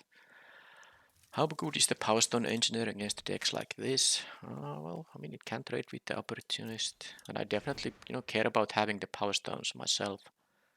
Giant Growth can be okay against green, because they might have their own epic confrontations, for example. But it's also possible I don't need to sideboard anything here. I don't think any of these cards are just... I mean, all of these cards are great. They form a good main deck. The Rust Goliath then again. Yeah, this is really unexciting against green decks because, the 3-5-4-5 isn't good. But there's something, for example, like a blue-red, the 3-5 part is already going to be pretty good against that. So I could see not playing the Rust Goliath again. It's funny, I have sideboarded it out against all the decks, and I will play one Giant Growth. It feels like a nice little trick. Maybe not the Escape yet, because they are green-white, they might not have that many targeted removal spells, and I like this more as a combat, like a, this can also work as like a combat trick, saving your creature, but this is better because it has other uses as well, like, dealing the final points of damage. Alright. But yeah, that was a little bit of an early concession from the opponent. I wonder what's with that. Oh, I can't keep this. I mean, if any of these cards, well, I guess, except for the Dissident, was a plains I would keep, but I'm gonna mulligan this one, and this is fine enough. I really like the Recommission Opportunist combination here. But it's so greedy to not to put a forest away. Also, the Platinum Angel is, I don't know if they might not have an answer for it. Because this just wins games when the opponent can't deal with it. And this is a 4-4 flyer which can, finish off the work. It's not like I have to wait for them to deck out. Man, I really want to get rid of the forest here, but I am on the draw. So if I draw one land, just one any land, fine. I'm gonna do it, because... Okay, good. Now I'm very happy I didn't miss out on a spell there. Yep, Vanguard. Oh, okay, that's now... Now this is really good that it's on the bottom of the deck instead of some actual thing here. Okay, I will just snap block this thing because of the recommission, of course.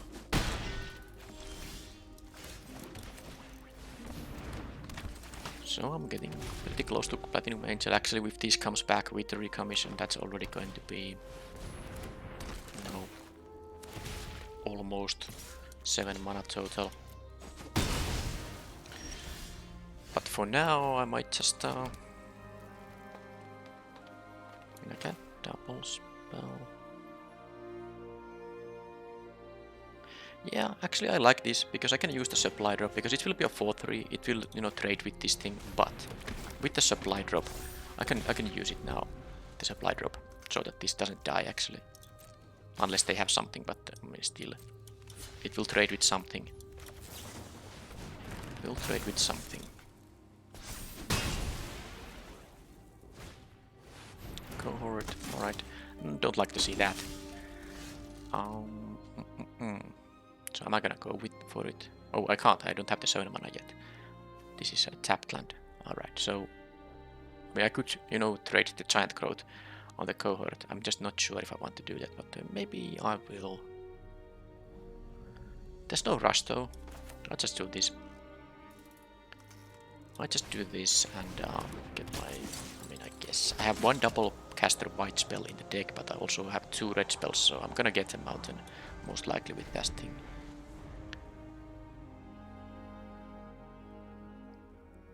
Maybe our cohorts can somehow...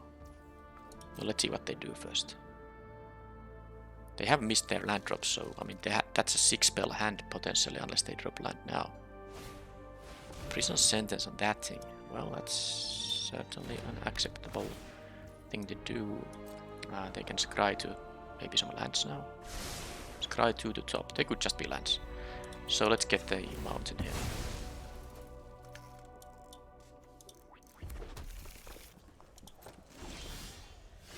And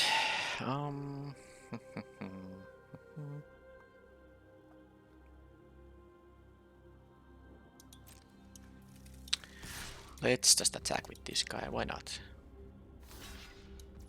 I don't really feel like trading the giant growth on the cohort, but I will be playing the land so that I have the giant growth up if they do something for the like a fight spell against the Platinum Mage. It could be an epic confrontation here.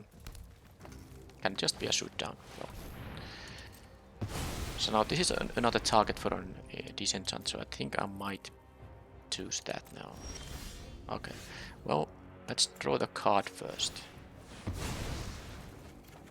Lads.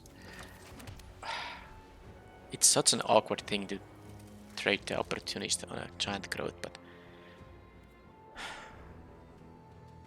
no, I decline it. I'm not gonna deal 20 damage with the 4-3-1 out that they get their 5th land here. This is gonna trade with something better than a 3-1.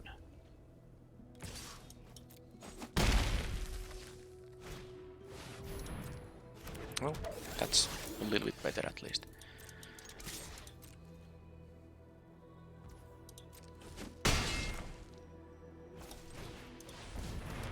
My 10-10 Trampler would actually be quite good now. Alright. Well, this thing has Unearth, so I have to be careful about... Oh, I have to just draw some good stuff now. I'm no longer winning the game. I guess I have to block the cohort. Oh, it's possible they will make the cohort fly, actually. That would be good for me. No, another sentence there. Fine. Okay, well, I'm gonna definitely have... I mean, both my own shoot down and disenchant here. That's you know, plenty of targets for them. So that's what's gonna happen in game 3, because I don't really think I can win here anymore. I don't have my Plat Angel either. Confrontation, but the problem with these things is that they can unearth, so it's not really that great. Well, I have to do it anyway. See what happens.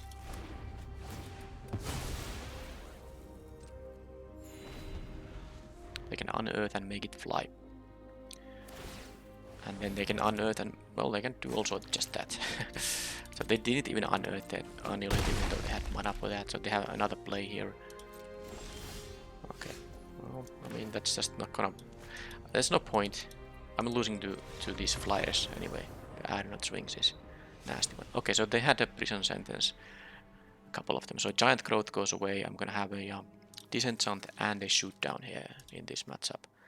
And then I have to cut something. Maybe the engineer in the end might be cut. Yeah, it's pretty bad against the cohort because of the 1/1 token it brings. So that's probably what I'm gonna do here. And do I need heavier hitters here? I don't think so. I have heavy hitters in the deck.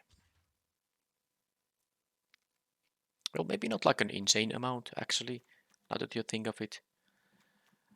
But I also, the dissidents kind of represent heavy hitters too, because if I get these things early, I can get a number of counters.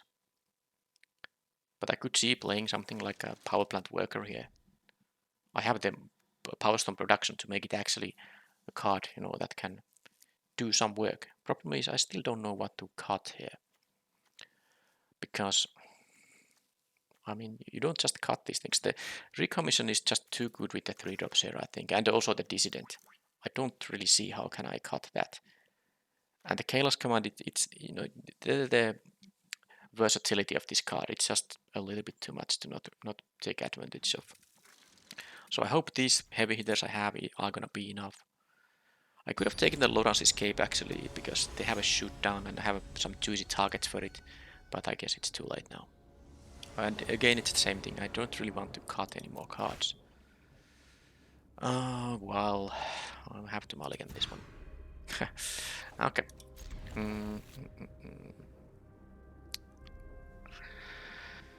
I guess maybe it's time to not keep the Platinum Angel here. I need to draw 1 land regardless. It's gonna take some time before I'm at 7, so let's get rid of that. I guess I can redraw it if I have an Evolving Wild, shuffle my deck. So now this is good actually, because I can now do the opportunist here. Trigger this guy. This seems like a game 1 of this match. They had this and then they conceded some at some point. Alright, so even a place.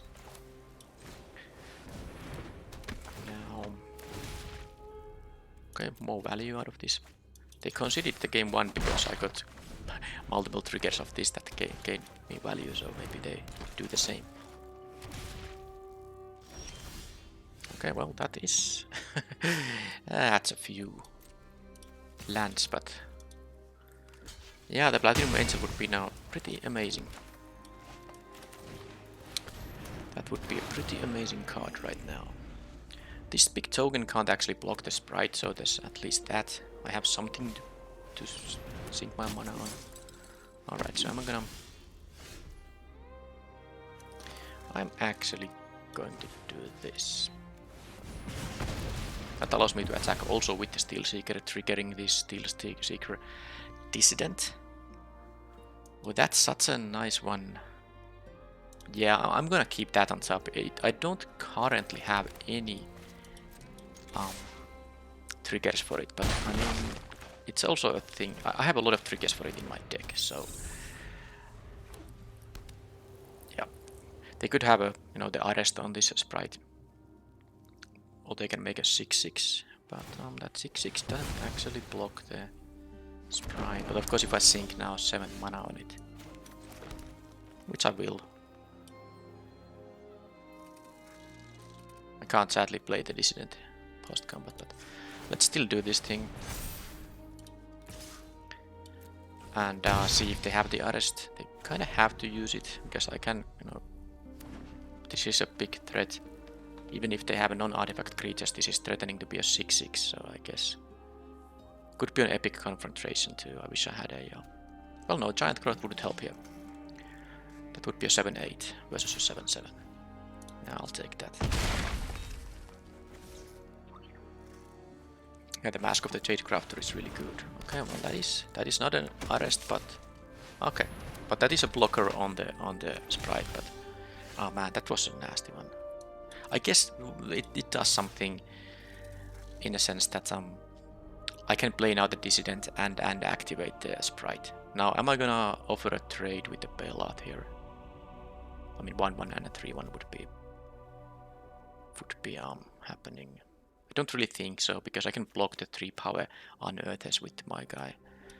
Yep.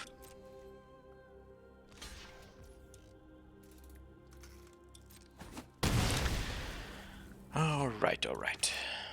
This here, and I'm gonna just do it right away. Because I have no cards in my hand anyway, so why would I? There's no information I can present to the opponent.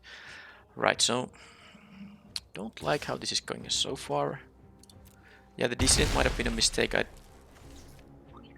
but maybe not. Okay, there's the arrest. So I have 2 answers on that thing. Disenchant and a shoot down. But let's see. If I just draw land. Oh man. I mean, I think this was a 3-0 deck, but and I have actually won games through this kind of flooding out. But I'm playing a 16 land deck. And again, at 26 cards left in my deck, I have 8 lands and 6 spells.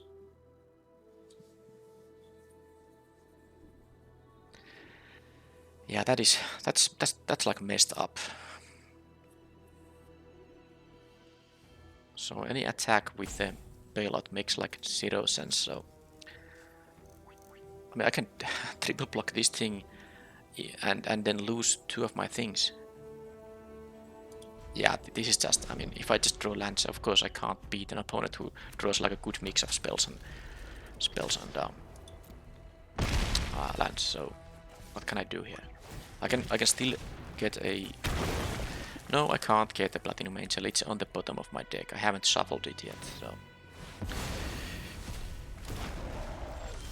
Yeah, okay. Well, I mean, I thought this could be a 3-0, but...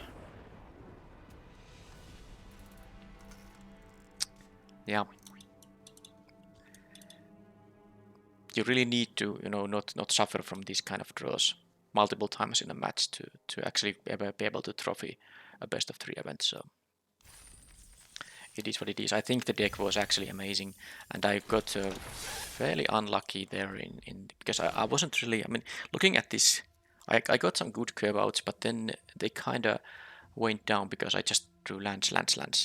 I mean, you can start with a Steel Seeker and Opportunist. That's a great start, but if then all you have is, or you have like more than 50% lands, and the opponent curves out normally, there's not really anything you can do. It's just impossible. So I don't think there was any choice I could have done differently. Don't really think so. And I definitely was supposed to bottom the Platinum Angel because my starting hand in there was the 6-card hand was 2 forests and a Platinum Angel, and then cards that I can play if I draw like one land. I just drew not only one land but like 7 lands. All right, well I guess 6, but it is what it is. This is the end of the event, and I will see you in the next draft.